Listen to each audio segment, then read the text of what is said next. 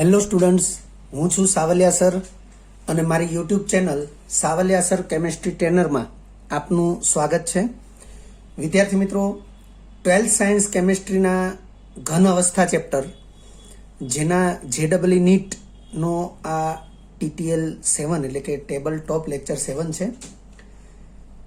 Last lecture એટલે કે TTL 6 એમાં આપણે આયનીય ઘન સ્ફટિકમાં ત્રિજ્યા ગુણોત્તર વિશે અભ્યાસ કરેલો અને કેટલાક ત્રિજ્યા ગુણોત્તરના મૂલ્યો એ આપણે ગણતરી દ્વારા મેળવેલા.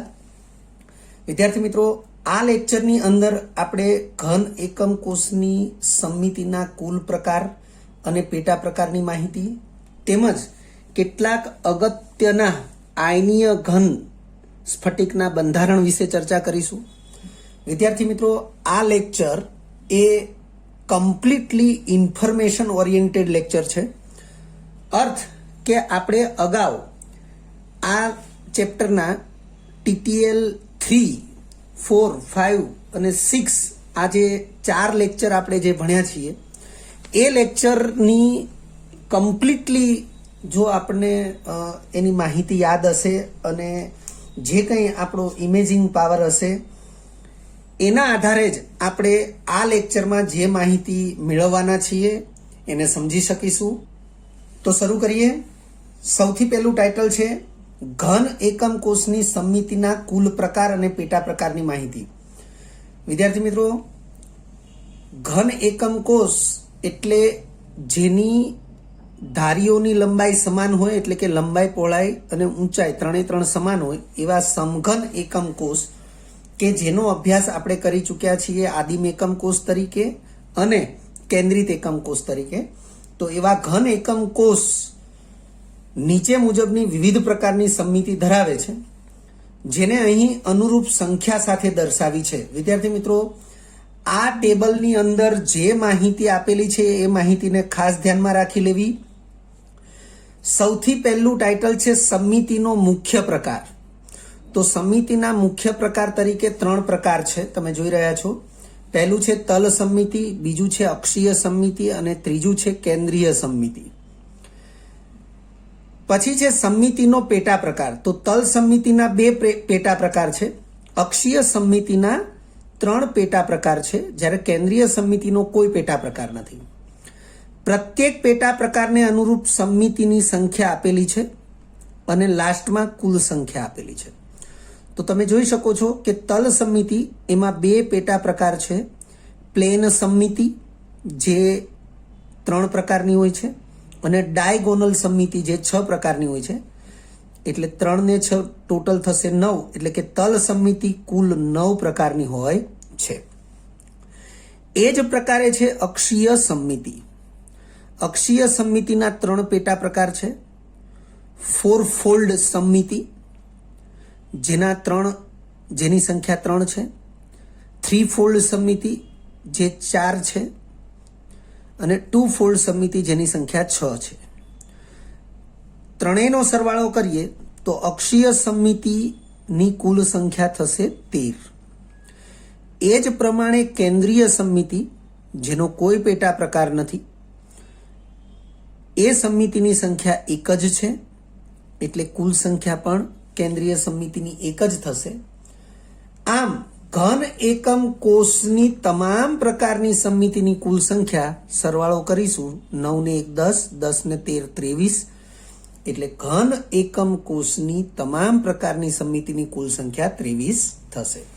વિદ્યાર્થી મિત્રો, ખૂબ જ મહત્વનું આ કોષ્ટક છે, યાદ રાખી લેવું જરૂરી છે. આગળ વધીએ.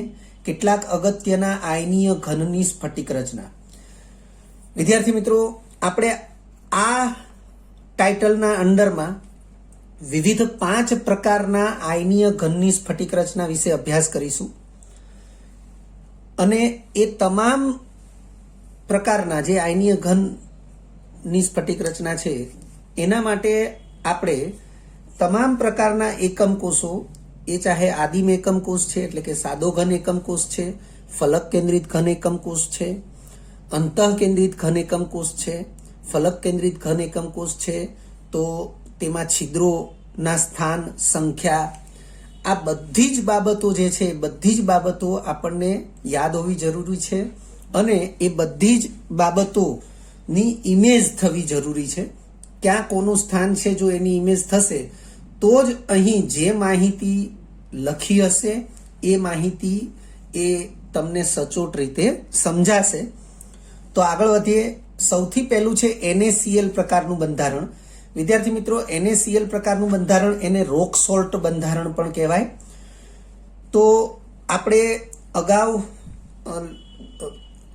ત્રીજા ગુણોત્તર ટોપિક જે છે એની અંદર આપણે આવી ચર્ચા કરેલી છે કે સામાન્ય રીતે ઋણ આયનો કદમાં મોટા હોય છે અને ધન આયનો કદમાં નાના હોય છે. એટલે ઋણ આયનો દ્વારા એ સ્ફટિક લેટીસ રચાય છે અને ધન આયનો છે એ છિદ્રોમાં ગોઠવાય છે.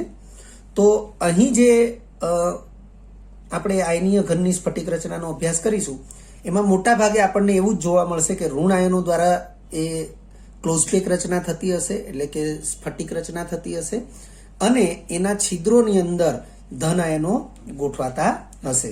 તો અહીં તમે જોઈ શકો છો NaCl એટલે કે રોક સોલ્ટ પ્રકારનું જે બંધારણ છે એની અંદર સ્પષ્ટીકરણ કર્યું છે કે મોટા કદના Cl-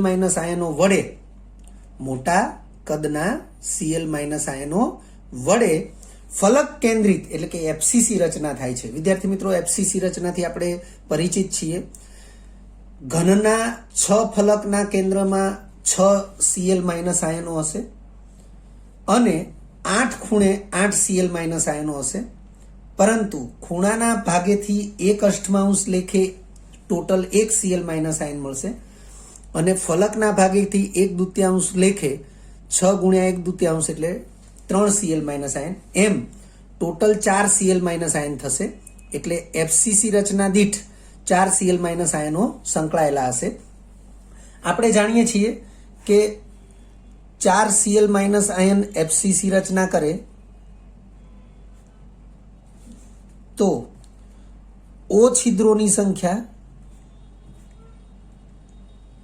is equal two 4, T છિદ્રોની સંખ્યા ઇઝ ઇક્વલ ટુ 8 થશે. તો આગળ વધીએ. આ વિધાનને ફરીથી જોઈ લો. મોટા કદના Cl- આયનો વડે ફલક કેન્દ્રિત રચના થાય છે એટલે એકમ કોષમાં Cl- આયનોની સંખ્યા 4 હશે, O છિદ્રોની સંખ્યા પણ 4 હશે, T છિદ્રોની સંખ્યા 8 હશે.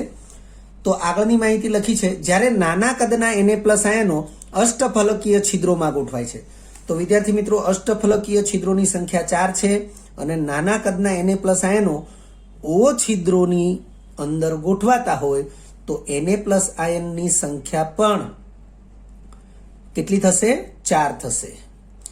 ટૂંકમાં સોડિયમ ક્લોરાઇડ એટલે કે રોક સોલ્ટ પ્રકારનો જે આયનીય ઘન છે એના પ્રત્યેક એકમ કોષ દીઠ 4 ઋણ આયનો અને 4 ધન આયનો, અહીં આપણે NaCl નું ઉદાહરણ લીધું છે એટલે 4 Cl- આયન અને 4 Na+ આયનો હાજર છે.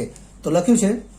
હવે FCC રચના કરનારા પરમાણુઓની સંખ્યા 4 હોવાથી તો આપણે જાણીએ છીએ કે FCC રચના કરનારા પરમાણુઓની સંખ્યા એકમ કોષ દીઠ 4 હોય એટલે કે Cl- આયનો FCC બંધારણ બનાવે છે એટલે Cl- આયનની સંખ્યા 4 હશે. એટલે લખ્યું છે 4 હોવાથી અહીં Cl- આયનોની સંખ્યા 4 થશે. તેમજ FCC એકમ કોષ દીઠ અષ્ટફલકીય છિદ્રોની સંખ્યા પણ 4 હોવાથી અહીં Na+ આયનોની સંખ્યા પણ 4 થશે. આથી એકમ કોષ દીઠ 4 NaCl અણુઓ હાજર હોય. વિદ્યાર્થી મિત્રો, ખૂબ જ અગત્યનું અને ખૂબ જ મહત્વનું વિધાન કે રોક સોલ્ટ પ્રકારનું બંધારણ જો આપણે NaCl ઉદાહરણ લઈએ છીએ તો એકમ કોષ દીઠ 4 Na+ આયનો, 4 Cl- આયનો અને તેથી એકમ કોષ દીઠ NaCl અણુની કુલ સંખ્યા 4 થશે. એટલે કે આયનોનું સંખ્યા પ્રમાણ વિચારીએ તો Na+ જેમ Cl- બરાબર 4/4, જેને 1/1 કહી શકીએ. વિદ્યાર્થી મિત્રો, આપણે એકમ કોષ એની જે વ્યાખ્યા છે એને જો યાદ કરીએ તો એ વ્યાખ્યાની અંદર એક જગ્યાએ અથવા એક સ્થાને આવું પણ એક વિધાન છે કે એકમ કોષ એ જે તે સ્ફટિકની બધી જ લાક્ષણિકતા ધરાવે છે. અર્થ કે જો આપણે NaCl ના એકમ કોષને વિચારીએ તો એ એકમ કોષ એ જે તે આયનીય ઘન માટે અણુસૂત્ર જેવી લાક્ષણિકતાનું પણ પાલન કરે છે. તો હવે આપણે એમ વિચારીએ કે ભાઈ NaCl ના એકમ કોષ દીઠ 4 Na+ ને 4 Cl- આયનો છે. તો અર્થ એવો થશે કે સોડિયમ ક્લોરાઇડનું અણુસૂત્ર એ વાસ્તવમાં એના એકમ કોષની લાક્ષણિકતા મુજબ નક્કી કરીએ તો Na4Cl4 થશે. પરંતુ આપણે લખીએ છીએ હંમેશા NaCl, એટલે કે સોડિયમ ક્લોરાઇડનું અણુસૂત્ર Na4Cl4 લખવાને બદલે NaCl લખીએ છીએ, જે વાસ્તવમાં એનું પ્રમાણ દર્શાવે છે, એટલે એ એનું પ્રમાણ સૂચક સૂત્ર છે. ટૂંકમાં આજે આપણે આયનીય ઘન સ્ફટિકના જેટલા પણ ઉદાહરણો ભણીશું એની અંદર એકમ કોષની લાક્ષણિકતા મુજબ જો અણુસૂત્ર વિચારીશું તો વાસ્તવમાં વ્યવહારની અંદર આપણે એકમ કોષની લાક્ષણિકતા મુજબના અણુસૂત્રોને અભ્યાસમાં લેતા નથી, પરંતુ પ્રમાણ સૂચક સૂત્ર, આને આપણે પ્રમાણ સૂચક સૂત્ર કહીશું. એટલે કે વાસ્તવમાં આયનીય ઘન માટે પ્રમાણ સૂચક સૂત્ર એને આપણે અભ્યાસમાં લેતા હોઈએ છીએ. આ બાબતની સ્પષ્ટતા આપણે લેક્ચરના એન્ડમાં પણ કરીશું. આગળ જોઈએ, ધન આયન અને ઋણ આયનના કેન્દ્રો વચ્ચેનું અંતર, જેને આપણે સ્મોલ d તરીકે દર્શાવ્યું છે. અહીં ધારીની લંબાઈ a બરાબર 2r+ + 2r-, કારણ કે અહીં જે Cl- અને Na+ આયનો છે એ ધારી ઉપર એકબીજાને સ્પર્શે છે, અને તે સ્થિતિમાં આપણે એક ફલક દોરીએ તો આ પ્રમાણે થશે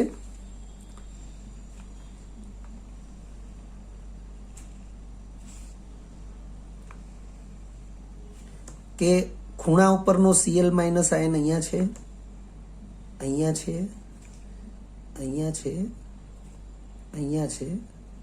આ ખૂણા ઉપરના જે Cl- આયનો છે એની વાત કરી રહ્યા છીએ આપણે.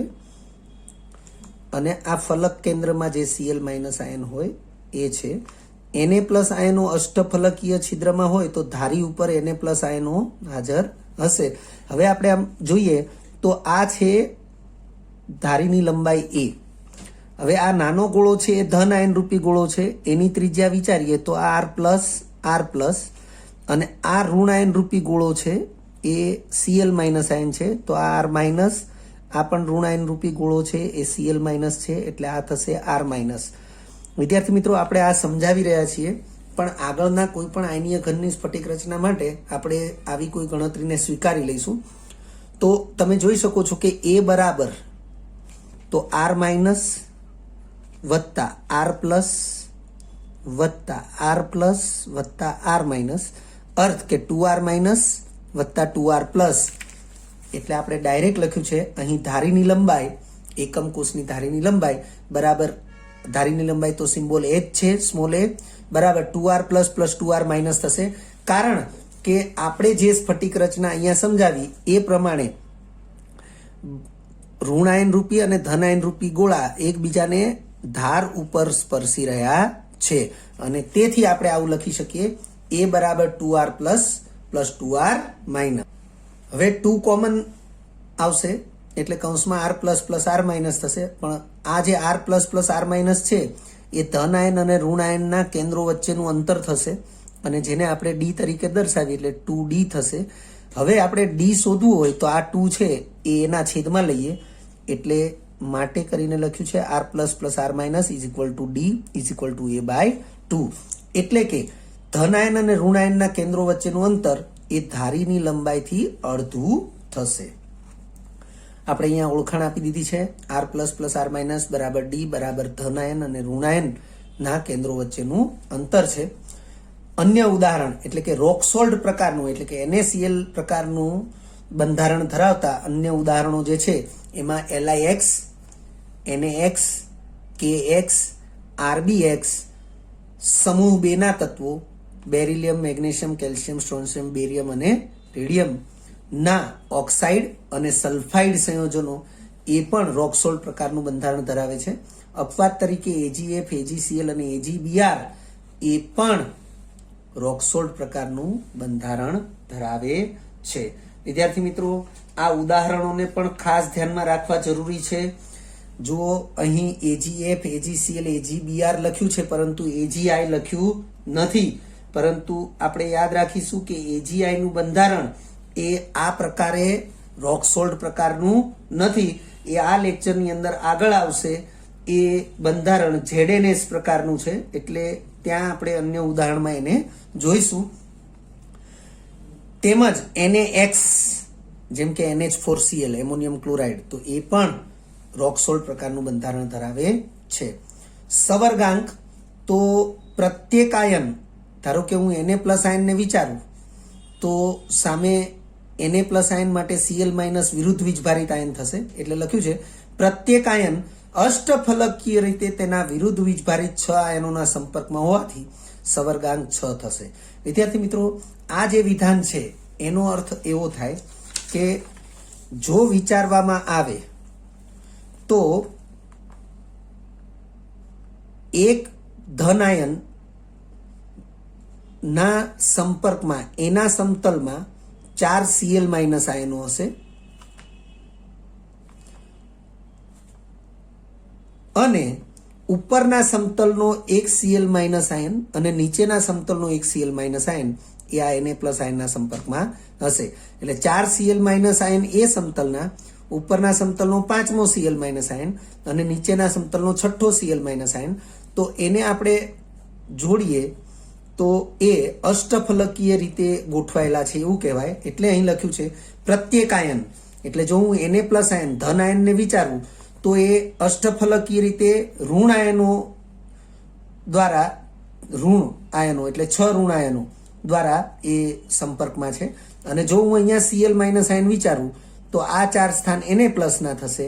ઉપરના સ્તરનો એક Na પ્લસ આયન અને નીચેના સ્તરનો એક Na પ્લસ આયન, એમ 6 Na પ્લસ આયન એ અષ્ટફલકીય રીતે એ એક Cl માઇનસ આયન સાથે સંપર્કમાં છે. એટલે અહીં Na પ્લસ આયન નો સવર્ગાંક પણ 6 થશે અને Cl માઇનસ આયન નો સવર્ગાંક પણ 6 થશે. ત્યાર પછી નું બંધારણ છે એ CaCl પ્રકારનું બંધારણ, એટલે કે સીઝિયમ ક્લોરાઇડ પ્રકારનું બંધારણ. વિદ્યાર્થી મિત્રો, આ જે બંધારણ છે એ અંતઃ કેન્દ્રિત ઘન પ્રકારનું બંધારણ છે. એટલે લખ્યું છે તે BCC એટલે કે બોડી સેન્ટર્ડ ક્યુબ એટલે કે અંતઃ કેન્દ્રિત ઘન પ્રકારનું સ્ફટિક બંધારણ ધરાવે છે. અહીં Cl માઇનસ આયનો ઘનના ખૂણાઓના સ્થાને, વિદ્યાર્થી મિત્રો, ઘનને 8 ખૂણાઓ હોય, 8 ખૂણા ઉપર એક એક Cl માઇનસ આયન વિચારીએ તો અહીં Cl માઇનસ આયનો ઘનના ખૂણાઓના સ્થાને એકબીજાને સ્પર્શીને નહીં. કારણ કે આપણને ખ્યાલ છે કે અંતઃ કેન્દ્રિત ઘન જે છે એમાં 8 ખૂણે, ઘનના 8 ખૂણે રહેલા 8 ગોળાઓ એકબીજાને સ્પર્શતા નથી. જ્યારે ઘનના અંતઃ કેન્દ્ર સ્થાને Cs પ્લસ આયન તે 8 Cl માઇનસ આયનોને સ્પર્શીને ગોઠવાયેલો હોય છે. તો વિદ્યાર્થી મિત્રો, અંતઃ કેન્દ્રિત ઘન જેને આપણે જાણીએ છીએ એમાં જે ગોઠવણી હોય છે એ જ ગોઠવણી અહીં આપણે દર્શાવેલી છે અથવા લખેલી છે. ઘનના 8 ખૂણે 8 Cl માઇનસ આયનો છે પણ એકબીજાને સ્પર્શીને નથી. જ્યારે ઘનના અંતઃ કેન્દ્ર સ્થાને એક Cs પ્લસ આયન છે તો એ Cs પ્લસ આયન એ 8 Cl માઇનસ આયનને સ્પર્શીને છે. વિદ્યાર્થી મિત્રો, અહીં આપણે જો ગણતરી કરવી હોય તો અંતઃ કેન્દ્ર એ સંપૂર્ણપણે જે તે ઘનમાં સમાયેલું છે, એટલે અન્ય કોઈ ઘન સાથે ભાગીદારીમાં નથી. એટલે અંતઃ કેન્દ્ર સ્થાનેથી Cs પ્લસની સંખ્યા વિચારીએ તો Cs પ્લસની સંખ્યા 1 થશે. જ્યારે 1 અષ્ટમાંશ ગુણ્યા 8 ખૂણાની સંખ્યા મુજબ Cl માઇનસની સંખ્યા તો એ પણ 1 થશે. એટલે CsCl ના એકમ કોષ દીઠ, CsCl ના એકમ કોષ દીઠ સંખ્યા પ્રમાણ વિચારવામાં આવે તો એકમ કોષ દીઠ Cs નો 1 અને Cl નો પણ એક જ આયન હશે. એટલે CsCl માટે અણુ સૂત્ર અને પ્રમાણ સૂચક સૂત્ર આ જ થશે. પરંતુ વાસ્તવમાં સ્ફટિક રચનાની અંદર આપણે સવર્ગાંક જેવી બાબતને પણ વિચારવી પડે અને તેથી આપણે આગળ વધી રહ્યા છીએ. આ પ્રકારના 8 બીસીસી એકમ કોષોને, વિદ્યાર્થી મિત્રો આપણે જે બીસીસી એકમ કોષ અહીંયા વિચાર્યો છે, એક આપણે બીજી આકૃતિ ઉપર નજર નાખીએ. તમે અહીંયા જોઈ શકો છો કે આપણી પાસે આ મેં એક અલગથી દર્શાવવા માટેનો પ્રયત્ન કર્યો છે.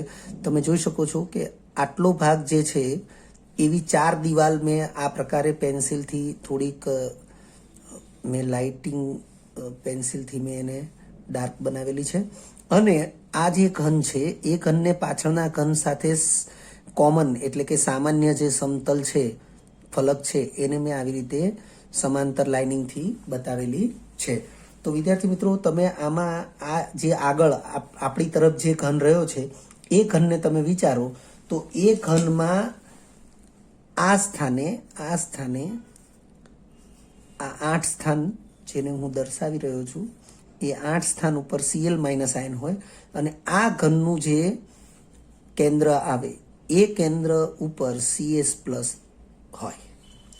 તો વિદ્યાર્થી મિત્રો હવે આ જે રચના છે એ એક CsCl BCC બોડી સેન્ટર્ડ જે સેલ બને એની એક રચના છે. આ પ્રકારના 8 બીસીસી એકમ કોષોને સમઘનીય રીતે, એટલે તમને જે આકૃતિમાં બતાવ્યું છે એ રીતે તમે વિચારો તો એકબીજાને સ્પર્શીને ગોઠવવામાં આવે સમઘનીય રીતે, એટલે આ રીતે ગોઠવવામાં આવે તો બનતા મોટા સમઘન, તો આ એક મોટું સમઘન બન્યું. મોટા સમઘનના અંતઃ કેન્દ્ર સ્થાને, તો વિદ્યાર્થી મિત્રો આ જે મોટું સમઘન બન્યું એનું અંતઃ કેન્દ્ર સ્થાન આ થશે. તો અંતઃ કેન્દ્ર સ્થાને Cl- આયન હાજર હશે. તો તમે જોઈ શકો છો ત્યાં Cl- આયન જ હાજર છે, કારણ કે આપણે 8 ખૂણે જે 8 Cl- આયનો બતાવ્યા હતા એમાંનો જ એક Cl- આયન એ આ 8 બીસીસી એકમ કોષો વડે જે સમઘનીય ગોઠવણી બનાવી આપણે અને જે મોટો સમઘન અસ્તિત્વમાં આવ્યો એના કેન્દ્ર સ્થાને, અંતઃ કેન્દ્ર સ્થાને Cl- આયન હાજર છે. હવે વિદ્યાર્થી મિત્રો આગળનું જે વિધાન છે એને આપણે સમજવાનો પ્રયત્ન કરીએ. તેમજ તે Cl- આયન, આ Cl- આયન એટલે કે મોટા ઘનના અંતઃ કેન્દ્ર સ્થાને જે Cl- આયન છે તે Cl- આયન પ્રત્યેક બીસીસી એકમ કોષના અંતઃ કેન્દ્રિત, તમે જુઓ કે આ એક બીસીસી એકમ કોષનો અંતઃ કેન્દ્રિત જે ભાગ છે ત્યાં Cs+ આયન છે. એવી રીતે પાછળનો જે સમઘન હશે એના અંતઃ કેન્દ્ર સ્થાને એક બીજો Cs+ આયન હશે. એવી રીતે અહીંયા એક અંતઃ કેન્દ્ર સ્થાને Cs+ આયન હશે. એવી રીતે પાછળ, એટલે આ જે Cl- આયન છે એ આ પ્રકારના 8 જે ઘન છે એ 8 ઘનના અંતઃ કેન્દ્ર સ્થાને જે Cs+ આયન હશે એને સ્પર્શીને ગોઠવાયેલો હશે. એટલે લખ્યું છે તેમજ તે Cl- આયન, એટલે આ Cl- આયન તે પ્રત્યેક બીસીસી એકમ કોષના અંતઃ કેન્દ્રિત Cs+ આયનને સ્પર્શીને હશે.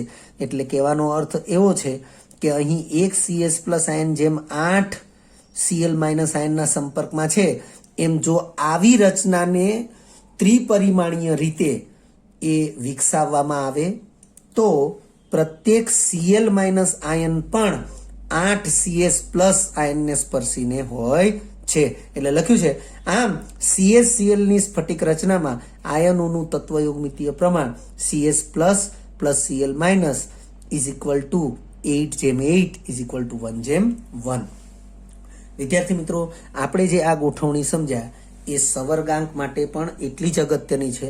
આપણે એવું કહી શકીએ કે એક Cs+ આયન એ 8 Cl- આયનને સ્પર્શીને છે. એમ જ્યારે આવા સમઘન બીસીસી સમઘન એને આવી રીતે ત્રિપરિમાણીય રીતે એ પુનરાવર્તિત ગોઠવવામાં આવે ત્યારે પ્રત્યેક Cl- આયન એ પણ 8 Cs+ આયનોને સ્પર્શીને ગોઠવાયેલો જોવા મળે છે. અને તેથી Cs+ નો સવર્ગાંક 8 થશે અને Cl- નો સવર્ગાંક પણ 8 થશે. એટલે આપણે આગળ વધીએ છીએ. તો લખ્યું છે સવર્ગાંક. તો સવર્ગાંક, તો અહીં પ્રત્યેક આયન, જો તમે Cl- આયનને વિચારો તો એનો વિરુદ્ધ વીજભારિત આયન Cs+ થશે. જો તમે Cs+ આયનને વિચારો તો એનો વિરુદ્ધ વીજભારિત આયન Cl- થશે.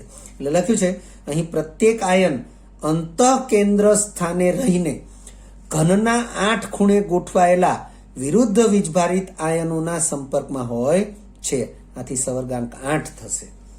વિદ્યાર્થી મિત્રો, આ જે સમજૂતી છે એ સમજૂતી આપણે આ સ્ફટિક બંધારણ અથવા આ રચના દ્વારા આપણે જોઈ. ત્યાર પછી ધન અને ઋણ આયનના કેન્દ્રો વચ્ચેનું અંતર ડી. વિદ્યાર્થી મિત્રો, અહીં વિરુદ્ધ વીજભારિત આયનો એટલે કે CS+, આ અંતઃકેન્દ્ર સ્થાને રહેલું CS+ આયન અને આ 8 ખૂણે રહેલા Cl- આયનો. તો આપણે એવું જાણીએ છીએ કે અંતઃકેન્દ્રિત ઘન છે એમાં ગોળાઓ એ અંતઃવિકર્ણ ઉપર સ્પર્શે છે, એટલે આપણે અહીં એનો ઉપયોગ કર્યો છે કે અહીં વિરુદ્ધ વીજભારિત આયનો એકબીજાને અંતઃવિકર્ણ ઉપર સ્પર્શે છે. હવે અંતઃવિકર્ણની લંબાઈ જે છે એ વાસ્તવમાં બંને આયનોની ત્રિજ્યાઓ એટલે કે આમ તો વ્યાસના સરવાળા બરાબર થાય, એટલે આપણે આવું લખી શકીએ. આથી 2r plus 2r minus is equal to અંતઃવિકર્ણની લંબાઈ.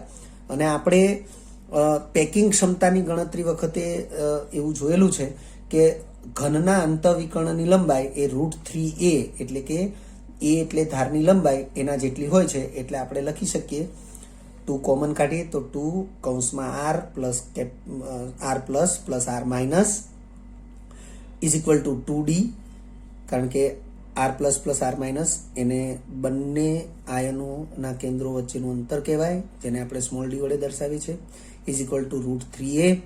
હવે આપણે r પ્લસ r માઇનસ એટલે કે d ને કરતા બનાવીએ તો 2 છેદમાં જશે, તો d is equal two √3/2a થશે, જ્યાં r plus r minus is equal to d is equal to ધનાયન અને ઋણાયનના કેન્દ્રો વચ્ચેનું અંતર.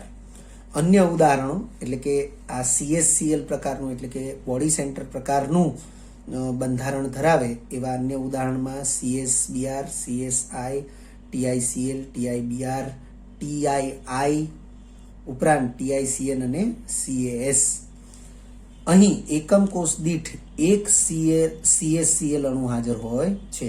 વિદ્યાર્થી મિત્રો, એની પણ ચર્ચા આપણે કરી ચૂક્યા છીએ એડવાન્સમાં, કારણ કે અંતઃકેન્દ્ર સ્થાને ફક્ત એક જ CS+ આયન છે અને 8 ખૂણે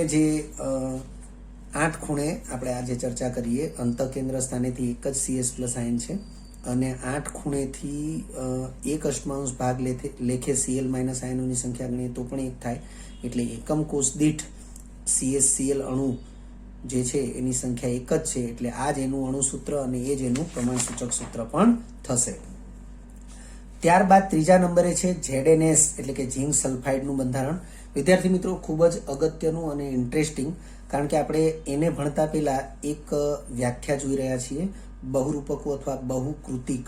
બહુકૃતિક શબ્દ ખૂબ પ્રચલિત છે, કારણ કે સ્પેશિયલી સ્ફટિકમય ઘન પદાર્થો માટે જ વપરાતો છે અને એ લાક્ષણિકતા શું છે એ અહીંયા વ્યાખ્યામાં આપી છે કે જો કોઈ આયનીય પદાર્થ બે ભિન્ન સ્ફટિક બંધારણ ધરાવે તો, એટલે આપણે લખીએ ધરાવતો હોય તો તેને બહુકૃતિક કહે છે. ફરીથી જોઈ લઈએ, જો કોઈ આયનીય પદાર્થ બે ભિન્ન સ્ફટિક બંધારણ ધરાવતો હોય તો તેને બહુકૃતિક કહે છે. આ ZnS એ બહુકૃતિક છે અને તેથી આપણે આ બહુકૃતિક શબ્દ અથવા બહુકૃતિક લાક્ષણિકતાની ઓળખાણ આપી છે. અને અહીં આપણે જે બે ભિન્ન સ્ફટિક બંધારણની વાત કરી છે એ ZnS માટે બે ભિન્ન સ્ફટિક બંધારણનો અભ્યાસ કરીશું. તો અહીં આપણે બીજા પેજ ઉપર લખ્યું છે કે ZnS આવો બહુકૃતિક આયનીય ઘન સ્ફટિક છે. તે બે પ્રકારની સ્ફટિક રચના ધરાવે છે, જેને બે ભિન્ન નામથી ઓળખવામાં આવે છે. એકનું નામ છે ઝિંક બ્લેન્ડ અને બીજાનું નામ છે વૃત્સાઇટ. વિદ્યાર્થી મિત્રો, ZnS એ ઝિંકની સલ્ફાઇડ ખનિજ છે અને કુદરતી રીતે એ ખનિજ બે સ્ફટિક રચના ધરાવે છે અને એમાંથી એક સ્ફટિક રચનાને ઝિંક બ્લેન્ડ અને બીજી સ્ફટિક રચનાને વૃત્સાઇટ તરીકે ઓળખવામાં આવે છે. સૌથી પહેલા આપણે ઝિંક બ્લેન્ડનું બંધારણ જોઈ લઈએ. તેમાં S-2 આયનો, વિદ્યાર્થી મિત્રો Zn+2 ની સાપેક્ષે S-2 આયન એટલે કે ઋણ આયન એ કદમાં મોટા છે એટલે લખ્યું છે. તેમાં S-2 આયનો ફલક કેન્દ્રિત એટલે કે FCC રચના બનાવે છે. વિદ્યાર્થી મિત્રો, FCC રચના હોય એટલે આપણે યાદ કરી લેવાનું કે ઘનના 8 ખૂણે 8 ગોળાઓ તેમજ ફલક 6 ફલકના કેન્દ્રમાં એક એક ગોળો અને એ પ્રમાણે જે રચના તૈયાર થાય તો એ રચના એફસીસી કહેવાશે. તો અહીં S માઇનસ આયનો ફલક કેન્દ્રિત રચના બનાવે છે, તો આપણે એ જ પ્રમાણે વિચારીશું કે S માઇનસ આયનોનું સ્થાન તો ઘનના 8 ખૂણે 8 S માઇનસ આયનો અને પ્રત્યેક ફલકના કેન્દ્રમાં એક એક એવી રીતે 6 S માઇનસ આયનો હશે. અને એ પ્રકારે જે રચના બની એ રચના પૈકી એફસીસી બંધારણ દીઠ એટલે કે એકમ કોષ દીઠ 4 S માઇનસ આયનો હાજર હશે, પરંતુ O છિદ્રોની સંખ્યા તો O છિદ્રોની સંખ્યા 4 હશે અને T છિદ્રોની સંખ્યા 8 હશે. તો વિદ્યાર્થી મિત્રો Zn+2 આયનોનું સ્થાન ક્યાં છે એ જોઈ લો. તો લખ્યું છે Zn+2 આયનો કુલ 8 ચતુષ્ફલકીય છિદ્રો પૈકી અડધી સંખ્યાના એટલે કે 4 ચતુષ્ફલકીય છિદ્રોમાં એકાંતરિત રીતે ગોઠવાય છે. વિદ્યાર્થી મિત્રો આને આપણે સમજવાનો પ્રયત્ન કરીએ. તો એ પ્રયત્નના ભાગરૂપે આપણે સૌથી પહેલા આ CSCl વખતે સમજ્યા હતા એ બાબતોને આપણે દૂર કરી દઈએ. હવે આપણી માટે આ જે મોટો ઘન છે એ મોટા ઘનના સંદર્ભમાં આપણે સમજીશું. સૌથી પહેલા કે અહીં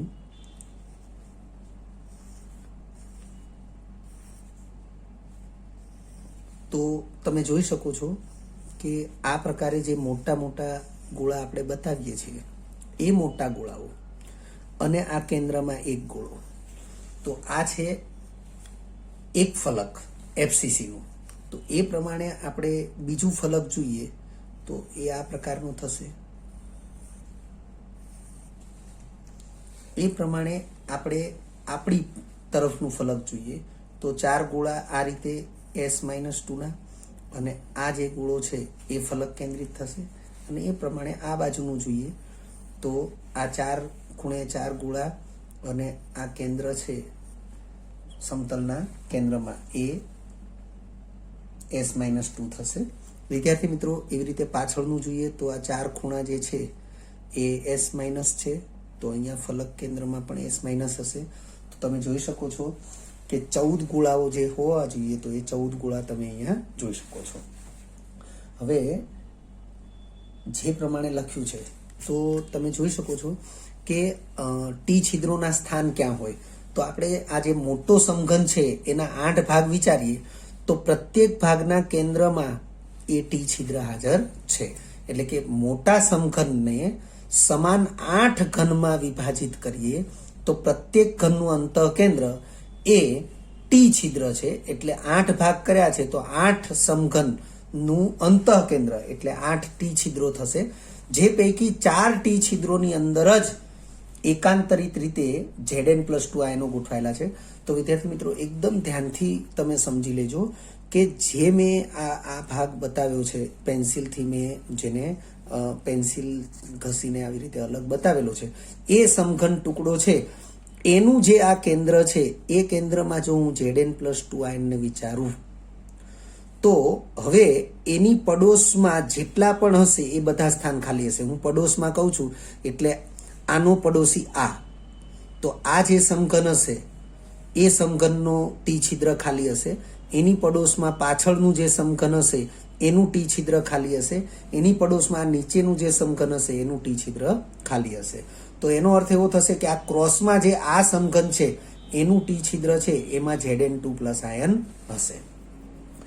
વિદ્યાર્થી મિત્રો જેમ અહીંયા છે એમ તમે જુઓ કે આપણી તરફના આ જે 4 સમઘન છે એમાંથી આ 2 સમઘન ક્રોસમાં ત્યાં Zn2+ આયન હાજર છે. તો હવે પાછળના જે 4 સમઘન હશે એ પાછળના 4 સમઘનમાં આવી રીતે ક્રોસમાં એટલે કે આ જે સમઘન હશે એ સમઘનના ટી છિદ્રમાં Zn2+ આયન હાજર હશે અને એવી રીતે આ જે પાછળનું સમઘન હશે ત્યાં Zn2+ આયન હાજર હશે.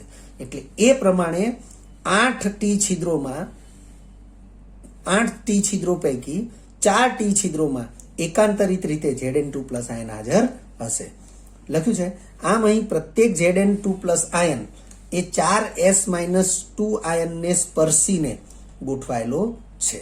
વિદ્યાર્થી મિત્રો અહીં મેં કીધું એ પ્રમાણે કે જો જોવામાં આવે વાસ્તવિક રીતે તો આ જે Zn2+ion છે એ અહીં આ સમઘન માટે જે 4 ગોળાઓ છે 1 2 3 અને 4 આ 4 ગોળાઓ વડે જે ટી છિદ્ર બન્યું છે એની અંદર એ હાજર છે. તો એ 4 ગોળાઓ જે છે S-2 છે એટલે Zn2+ion 4S-2 આયનને સ્પર્શીને છે એટલે Zn2+ છે એનો સવર્ગાંક થશે 4. તેમજ જો આવા બે ક્રમિક એફસીસી એકમ કોષોને જોડવામાં આવે, વિદ્યાર્થી મિત્રો ક્રમિકનો મતલબ ખાસ સમજજો. આ બંધારણ છે, આ બંધારણનું ક્રમિક બંધારણ વિચારીએ તો આને નાને ઉઠાવવાનું અને આની આગળ ફરીથી સ્ટીચ કરવાનું એટલે આ જે પાછળનું સમતલ છે એ આ આગળના સમતલ સાથે કોમન થશે.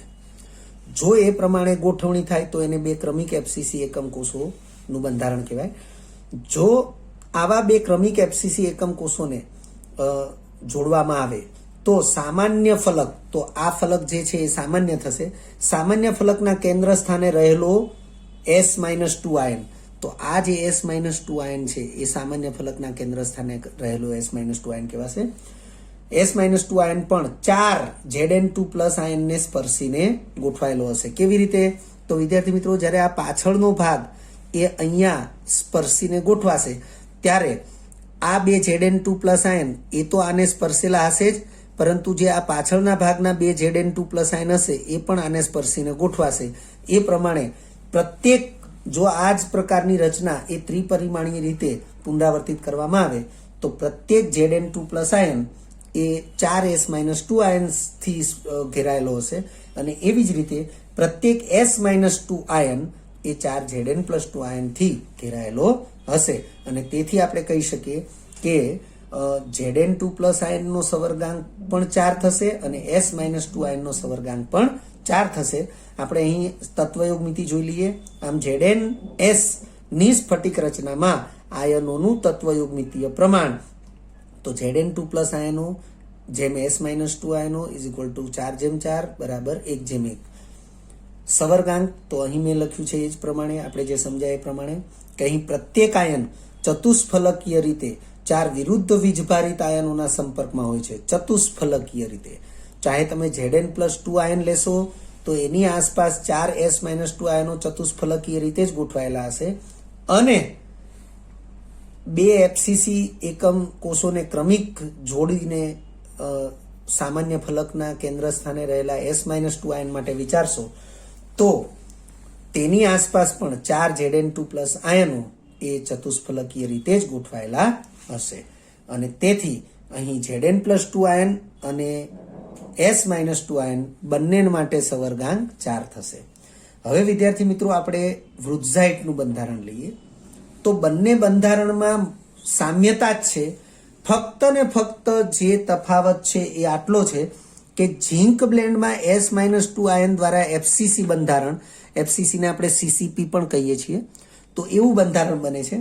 જ્યારે વૃત્ઝાઇટમાં S-2 આયનો દ્વારા હેક્ઝાગોનલ ક્લોઝ પેક એટલે કે HCP બંધારણ બને છે. બસ ફરક આટલો જ છે કે S-2 આયન એ ઝીંક બ્લેન્ડમાં એફસીસી બંધારણ બનાવે છે જ્યારે વૃત્ઝાઇટમાં HCP બંધારણ બનાવે છે. બાકી આમાં પણ અડધી સંખ્યાના ચતુષ્ફલકીય છિદ્રોમાં એકાંતરિત રીતે Zn+2 ગોઠવાય છે.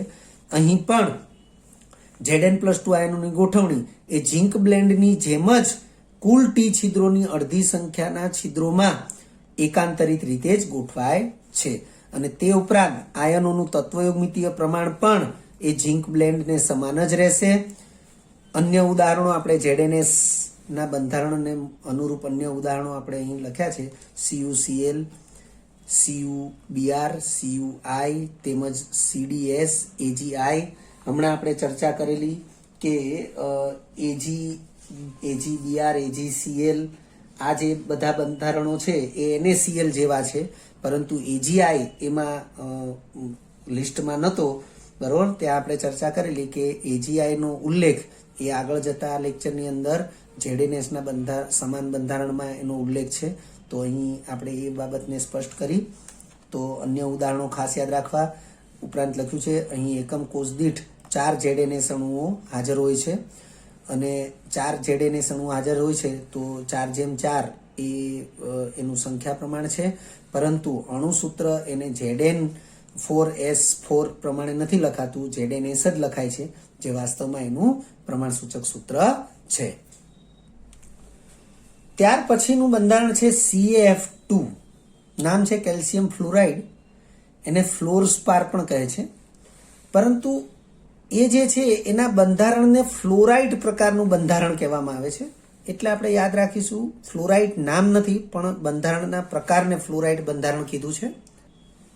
કાળજીપૂર્વક આપણે આ બંધારણને સમજી લઈશું, કારણ કે 5મા નંબરનું એટલે કે જે અંતિમ બંધારણ આપણે સમજીશું એ આનાથી કંઈક વિરુદ્ધ પ્રકારનું હશે. મીન્સ કે ધન આયનો અને ઋણ આયનો જે છે બરોબર એના સ્થાન બદલાશે એ પ્રકારનું હશે, એટલે ધ્યાનથી આપણે સમજી લઈશું.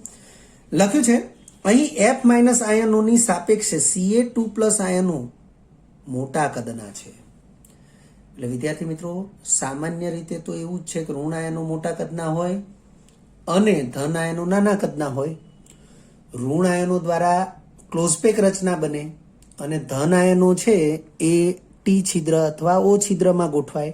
પરંતુ આ જે ફ્લોરાઇડ બંધારણ છે એ એક જ એવું બંધારણ છે કે જેમાં ધન આયનો એ સાપેક્ષમાં મોટા કદના હોય અને ઋણ આયનો સાપેક્ષમાં નાના કદના હોય. ખાસ યાદ રાખીશું કે જે પણ સ્ફટિક આયનીય ઘન એમાં ધન આયનો સાપેક્ષમાં મોટા કદના અને ઋણ આયનો સાપેક્ષમાં નાના કદના હોય તે આયનીય ઘનનું સ્ફટિક બંધારણ ફ્લોરાઇડ પ્રકારનું થશે. તો આપણે આગળ વધીએ. આથી મોટા કદના Ca2+ આયનો વડે FCC રચના બને છે. અર્થ કે આપણે આ જે મોટા મોટા ગોળાઓ છે બરોબર, જે FCC રચના બતાવે છે તો એ Ca2+ આયનના ગોળાઓ વિચારી લઈશું. જ્યારે નાના કદના F- આયનો તમામ ટી છિદ્રોમાં ગોઠવાય છે. તમામ કહેતા તો ટી છિદ્રોની સંખ્યા 8 છે, એટલે પ્રત્યેક નાનો ઘન જે છે એનું અંતઃકેન્દ્ર એ ટી છિદ્ર ગણાશે. તો 8 ટી છિદ્રની અંદર F- આયનો હાજર હશે.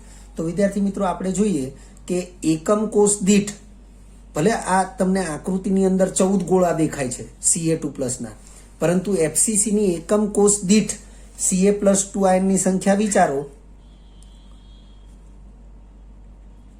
તો એ સંખ્યા 4 થશે. ટી છિદ્રોની સંખ્યા 8 છે, તો 8 ટી છિદ્રોની અંદર F- આયનો હાજર છે, તો F- આયનોની સંખ્યા 8 થશે. તો એકમ કોષ દીઠ Ca+2 ની સંખ્યા 4, F- ની સંખ્યા 8, તો સૂત્ર થશે Ca4F8. પણ આપણે ક્યારેય કેલ્શિયમ ફ્લોરાઇડનું સૂત્ર આવું નથી લખતા, આપણે લખીએ છીએ CaF2. તો વાસ્તવમાં એ એનું પ્રમાણસૂચક સૂત્ર છે. તો લખીએ છીએ આગળ. આથી પ્રત્યેક F- આયન એ 4 Ca+ આયનને સ્પર્શીને, ચતુષ્ફલકીય રીતે 4 Ca+ આયનો હોય, સ્પર્શીને ગોઠવાયેલો હોય છે. તેમજ જો આવા બે ક્રમિક FCC એકમ કોષોને, વિદ્યાર્થી મિત્રો, આવા બે ક્રમિક FCC એકમ કોષોને વિચારવામાં આવે, ક્રમિક એટલે આ છે એવો ને એવો એકમ કોષ આપણે આ સમતલ સાથે કોમન હોય એ રીતે વિચારવાનો છે. તો લખ્યું છે રહેલો વિચારવામાં આવે, FCC એકમ કોષને વિચારવામાં આવે, બે ક્રમિક FCC એકમ કોષ. તો સામાન્ય ફલકના કેન્દ્ર સ્થાને, આપણે આ સામાન્ય ફલક વિચારો, એના કેન્દ્ર સ્થાને આ જે Ca2+ આયન છે, તો સામાન્ય ફલકના કેન્દ્ર સ્થાને રહેલો Ca2+ આયન 8 F- આયનોને સ્પર્શીને ગોઠવાયેલો હોય છે. 8 F- આયનો. તો તમે જુઓ કે આ જે 4 ઘન આગળના છે એના અંતઃ કેન્દ્ર સ્થાને જે 4 F- આયનો હોય એ, અને જ્યારે આને ઉપાડીને ફરીથી આની આગળ ગોઠવવામાં આવે ત્યારે આ પાછળના 4 સમઘનના અંતઃ કેન્દ્ર સ્થાને જે F- આયનો હોય એ 4 અને અહીંયાના 4, એમ ટોટલ 8 F- આયનો એ આ Ca+2 આયન જે છે એને સ્પર્શીને રહેલા હશે. એટલે વિદ્યાર્થી મિત્રો, ખાસ ધ્યાનમાં રાખજો કે અહીં F- આયન છે એ 4 Ca2 પ્લસ આયનથી ઘેરાયેલો છે, પરંતુ Ca2 પ્લસ આયન છે એ 8 F માઇનસ આયનથી ઘેરાયેલો છે. કહેવાનો અર્થ એટલો છે કે ધન આયન અને ઋણ આયન એના સવર્ગાંક સમાન થશે નહીં, એના સવર્ગાંક ભિન્ન થશે. આગળ જતા આપણે જોઈએ છીએ લખ્યું છે આમ CaF2 ની સ્ફટિક રચનામાં આયનોનું તત્વયોગમિતીય પ્રમાણ તો Ca2 પ્લસ આયનો એ 4 થશે, F માઇનસ આયનો 8 થશે. આપણે અહીં બતાવ્યું જ છે. તો એને અનુરૂપ સંખ્યા પ્રમાણ વિચારીએ તો 1/2 થશે અને તેથી સૂત્ર CaF2 આપણે લખીએ છીએ જે વાસ્તવમાં પ્રમાણ સૂચક સૂત્ર છે. આગળ વધીએ. એટલે કે એકમ કોષ દીઠ 4 CaF2 અણુઓ હાજર હોય છે. 4 જ થશે. Ca4F8 વાસ્તવમાં અણુ સૂત્ર આ છે, પરંતુ આપણે પ્રમાણ સૂચક સૂત્રની દ્રષ્ટિએ દર્શાવીએ તો CaF2 અણુ કેટલા થશે? 4 થશે. સવર્ગાંક તો Ca+2 આયનનો સવર્ગાંક 8 છે, કારણ કે 8 F માઇનસ આયનો વડે ઘેરાયેલો છે, જ્યારે F માઇનસ આયનનો સવર્ગાંક 4 થશે, કારણ કે ચતુષ્કોણીય છિદ્ર જે છે, ચતુષ્ફલકીય છિદ્ર, એ ચતુષ્ફલકીય છિદ્રમાં જે F માઇનસ આયન ગોઠવાયેલો છે એ 4 Ca+2 આયનો વડે ઘેરાયેલો છે. અન્ય ઉદાહરણો જે છે જે ફ્લોરાઇડ પ્રકારનું બંધારણ ધરાવે છે એ અન્ય ઉદાહરણોમાં SrF2, BaCl2, CdF2, HgF2, PbF2, CuF2, SrCl2 વગેરેનો સમાવેશ થાય છે. અને હવે 5મા નંબરે જે બંધારણ છે, ઉદાહરણ Na2O લીધું છે, સોડિયમ ઓક્સાઇડ, પરંતુ અથવા કરીને મેં લખ્યું છે એન્ટી ફ્લોરાઇડ પ્રકારનું બંધારણ, જે આ ફ્લોરાઇડ બંધારણથી વિરુદ્ધ પ્રકારનું છે. વિરુદ્ધ પ્રકારનો મતલબ એવો નથી કે એનું બંધારણ કંઈક અલગ જ હશે. આમ ભૌમિતિક દ્રષ્ટિએ બંને બંધારણ સમાન જ છે, પરંતુ અહીંયા જે Ca+2 આયનો દ્વારા FCC રચના થાય છે, કારણ કે ધન આયનો મોટા કદના છે અને ઋણ આયન નાના કદના છે, પરંતુ અહીં પાછું રાબેતા મુજબ છે. ધન આયન નાના કદના છે અને ઋણ આયન મોટા કદના છે, એટલે એ રાબેતા મુજબ જે છે, પરંતુ ગોઠવણી આ પ્રકારની છે, એટલે આપણે એને એન્ટી ફ્લોરાઇડ પ્રકારનું બંધારણ કહીએ છીએ. તો એમાં આગળ વધીએ લખ્યું છે તેનું બંધારણ એટલે કે Na2O એટલે કે એન્ટી ફ્લોરાઇડ બંધારણ. તો તેનું બંધારણ ફ્લોરાઇટ એટલે કે CaF2 ઉદાહરણ ફ્લોરાઇટ જેવું જ પરંતુ વિરુદ્ધ પ્રકારનું, એટલે કે ફ્લોરાઇટની સાપેક્ષે ધન આયન અને ઋણ આયનના સ્થાન વિરુદ્ધ હોય છે. એટલે કે અહીં મોટા કદના O-2 આયન ઓક્સાઇડ આયન, તો મોટા કદના O-2 આયનો વડે FCC રચના થાય છે, જ્યારે નાના કદના Na+ આયનો તમામ ટી છિદ્રોમાં ગોઠવાય છે. એટલે બંધારણ તો આ જ પ્રકારે વિચારવાનું છે, ફક્ત આમાં ધન આયન હતો ત્યાં આમાં ઋણ આયન વિચારવાનું છે, અને આમાં ઋણ આયન હતો ત્યાં આમાં ધન આયન વિચારવાનું છે. એટલે તત્વયોગમિતીય પ્રમાણ અને સવર્ગાંક ને બધું આ જ પ્રકારે સમજી શકાશે. તો આપણે ડાયરેક્ટ અહીંયા લખીશું આમ Na2O ની સ્ફટિક રચનામાં આયનોનું તત્વયોગમિતીય પ્રમાણ Na++ O2-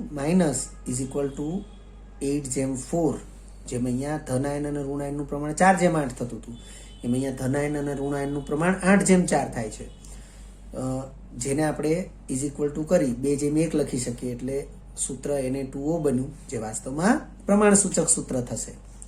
એટલે કે એકમ કોષ દીઠ 4 Na2O અણુઓ હાજર હોય છે. સવર્ગાંક તો Na+ આયનનો સવર્ગાંક 4 થશે, કારણ કે તે 4 O-2 આયનો વડે ઘેરાયેલો હશે, જ્યારે O-2 આયનનો સવર્ગાંક 8 થશે, કારણ કે તે 8 Na+ આયન વડે ઘેરાયેલો હશે. અન્ય ઉદાહરણ એટલે કે જે એન્ટી ફ્લોરાઇડ પ્રકારનું બંધારણ ધરાવતા હોય તેવા અન્ય ઉદાહરણમાં Li2O, K2O, K2S, Na2S એ બધા જ આ એન્ટી ફ્લોરાઇડ પ્રકારના બંધારણ ધરાવે છે. તે ઉપરાંત તમે જોઈ શકો છો મેં અહીં એક સ્પષ્ટતા કરેલી છે, જે આપણે શરૂઆતમાં કરી હતી એ જ પ્રમાણે, કે આયનીય પદાર્થો સામાન્ય રીતે તેના પ્રમાણ સૂચક સૂત્ર વડે દર્શાવાય છે. જેમ કે એકમ કોષના બંધારણ મુજબ સોડિયમ ક્લોરાઇડનું અણુ સૂત્ર Na4Cl4 થશે, કારણ કે એના એકમ કોષ દીઠ 4 Na+ અને 4 Cl- આયનો હાજર છે. અને એકમ કોષની વ્યાખ્યા પ્રમાણે એકમ કોષ એ સ્ફટિકની તમામ લાક્ષણિકતાઓ ધરાવે છે. તો અણુ સૂત્ર એ પણ સ્ફટિકની મહત્વની લાક્ષણિકતા છે. તો એકમ કોષ દીઠ જે પણ આયનો હાજર હશે એને અનુરૂપ અણુ સૂત્ર વિચારવામાં આવે તો Na4Cl4 થશે, પરંતુ આપણે અભ્યાસમાં હંમેશા NaCl તરીકે જ દર્શાવીએ છીએ. તો એ જે NaCl તરીકે આપણે દર્શાવી છે વાસ્તવમાં શું છે? તો વાસ્તવમાં સોડિયમ ક્લોરાઇડનું પ્રમાણ સૂચક સૂત્ર છે. ટૂંકમાં આ પ્રકારે આપણે હંમેશા આયનીય ઘન પદાર્થો માટે જે સૂત્ર વાપરીએ છીએ એ વાસ્તવમાં એના પ્રમાણ સૂચક સૂત્ર છે, પરંતુ અભ્યાસમાં આપણે એને અણુસૂત્ર તરીકે દર્શાવીએ છીએ. વિદ્યાર્થી મિત્રો, જો તમને આ વિડીયો લેક્ચર ગમ્યો હોય તો લાઇક આપજો, શેર કરજો અને સબસ્ક્રાઇબ પણ કરજો. અગાઉના લેક્ચરનું રિવિઝન અને પાઠ્યપુસ્તકનું વાંચન કરતા રહેજો. આ લેક્ચર અંગે કોઈ પણ ડિફિકલ્ટી હોય તો મને વોટ્સઅપ કરી શકાય. આભાર. ફરી મળીશું નવા વિડીયો લેક્ચરમાં.